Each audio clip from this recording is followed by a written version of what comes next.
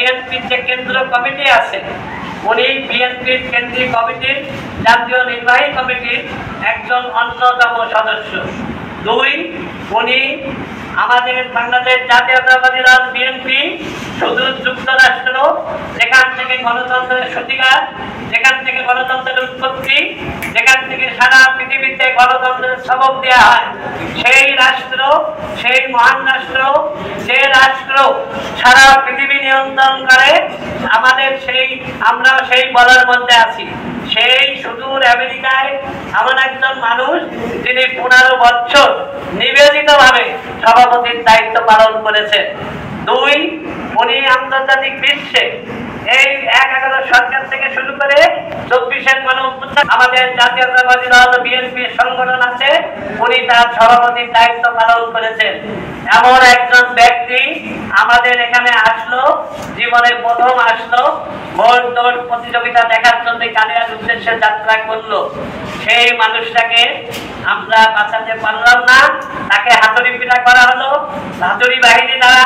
আমি মনে করেছিলাম যে আমাদের এই নড়াগাতি একটা সন্ত্রাস মুক্ত এলাকা, আমি মনে করেছিলাম এই নড়াগাতি একটা হস্তবাদ মুক্ত এলাকা। কিন্তু দুঃখের বিষয় হলো, আমরা ছোটবেলায় দেখতাম যে খুলনা সর্বভারতের উদ্ভব হয়, ফুল চালাতে হয়, যশোর কালীগঞ্জে হয়, ঝিনাইদহ কালীগঞ্জে হয়, মেহেরপুরের চুয়াডাঙ্গা আলমডাঙ্গাতে হয়, কিন্তু আমার নড়াগাতিতে হাতুড়ি বাহিনী আছে, এটা আমার জীবনে প্রথম দেখলাম। তাই উনি এতটাই অসুস্থ, এখনো আমেরিকাতে উনি চিকিৎসাধীন আছে, আরো হয়তো 2-3 মাস উনি চিকিৎসাধীন থাকবেন এবং তারপরে বাংলাদেশে আসবেন। উনি পালিয়ে যায় নেই, উনি বসন্তের ফকির না, উনি অতিথি পাখির না। আমরা একজন ব্যক্তির বিরুদ্ধে, আমরা যারা আগামী দিনে এই নড়াইল জেলায় সম্ভাব্য প্রার্থী, তারা সব একই মঞ্চে আগামী 14 তারিখে ইনশাআল্লাহ কালিয়াতে আপনারা দেখবেন, আমরা একই মঞ্চের থেকে আন্দোলনকে দুর্বার আন্দোলন গড়ে তুলব। আমরা 15 বছরে রাজপথে অনেক আন্দোলন সংগ্রাম করেছি, আমাদের অনেক বন্ধু বান্ধব এই গুমের শিকার হয়েছে, জেল হত্যার শিকার হয়েছে, অসুস্থ অবস্থায় হাসপাতালে কাটাচ্ছে।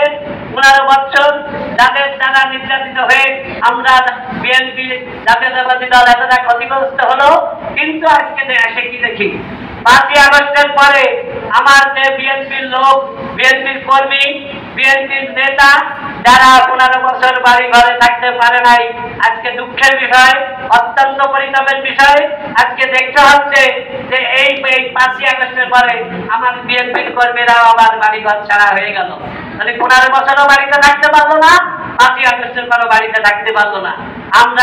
আমরা নড়াইল জেলা কোনো বিচ্ছিন্ন দ্বীপ না, আমরা এই বাংলাদেশের 64 জেলা 55,126 বর্গ মাইল আমাদের।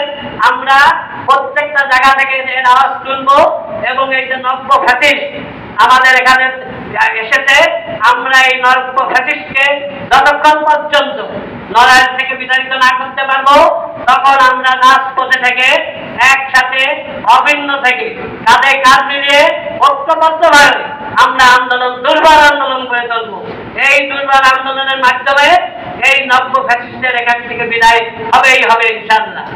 আমরা কথা হলো যে আমাদের এই যে আব্দুল লতিফ সম্রাট ভাই, ইনি একজন আন্তর্জাতিক খ্যাতিসম্পন্ন ব্যক্তি, যিনি শুধু একা ওই দিন আহত হয়নি, ওনার সাথে আপনারা লাল মিয়া সাহেবকে ছিলেন, যিনি কালিয়া উপজেলার 3 বার উপজেলা চেয়ারম্যান ছিলেন এবং উনি মৃত্যুর আগ পর্যন্ত নড়াইল বিএনপির সহসভাপতির দায়িত্ব পালন করেছেন। ওনার ছেলে আরাফাত কি মারাত্মকভাবে রক্তাক্ত হয়েছে, তার পুরা মাথা থেকে পা পর্যন্ত রক্তাক্ত, এই ছবি ভাইরাল হয়েছে, আপনারা সাংবাদিক ভাইরা দেখেছেন, নড়াগাতি থানার পুলিশ ভাইরা দেখেছেন, আর কালিয়ার আর্মি ক্যাম্পের ভাইরা দেখেছেন যে কিভাবে রক্তাক্ত করা হয়েছে আরাফাতকে, এবং সম্রাট ভাইয়ের গ্রামের কয়েকজন ছেলে কিভাবে মারাত্মক আহত হয়েছে আপনারা দেখেছেন। কালিয়ার নওয়াব ভাইকে আপনারা চেনেন, যিনি রাজপথের লড়াকু সৈনিক ছিলেন, অকুত ভাই সৈনিক ছিলেন, তিনি তার ভাই ওখানে, সেখানেও তার 2-1 জন ওখানে আহত হয়েছে এবং কিভাবে গাড়ি 25-30টা গাড়ি ক্ষতি করা হয়েছে, সম্রাট ভাইকে বহনকারীতে গাড়ি ডুমড়ে মুছতে ফেলা হয়েছে এবং একটা মোটরসাইকেলকে আগুন দিয়ে ভূষীভূত করা হয়েছে, এগুলো সবই আপনারা আপনাদের কাছে দৃশ্যমান, কোনো কিছু অজানা নাই। কিন্তু কে বা কারা করেছে আমরা জানলেও এখন বলতে পারি না, কারণ এইটা এখন বিচারাধীন একটা বিষয়। যেহেতু এটা নিয়ে একটা মামলা হয়েছে নলাকান্দি থানায় এবং এই মামলায় ৭৫ জন আসামি, মামলাটা তদন্তাধীন। বিভিন্ন group, DGFI, NSI, SB, DB সহ সমস্ত গোয়েন্দা সংস্থা তদন্ত করছে। আমরা চাই এই যে যারা এই ঘটনা ঘটালো, যারা এদেরকে আহত করলো, যারা গাড়ি ভাঙচুর করলো, যারা গাড়ি ভাঙচুর করলো, আমি চাই প্রকৃত দোষী যারা, সেই দোষীদের আইনের আওতায় এনে দৃষ্টান্তমূলক শাস্তির ব্যবস্থা করা হোক। এবং আমার পাশাপাশি এটাও দাবি থাকবে, এই ঘটনার সাথে যদি কোনো ব্যক্তি মামলার আসামি হয়ে থাকে কিন্তু সে ঘটনার সাথে ছিল না, আমি চাই নিরপেক্ষ তদন্তের মাধ্যমে তাদেরকে মামলার থেকে মুক্তি দেওয়া হোক। কারণ আমরা কোনো নিরীহ মানুষকে যাতে হয়রানির শিকার না হয়,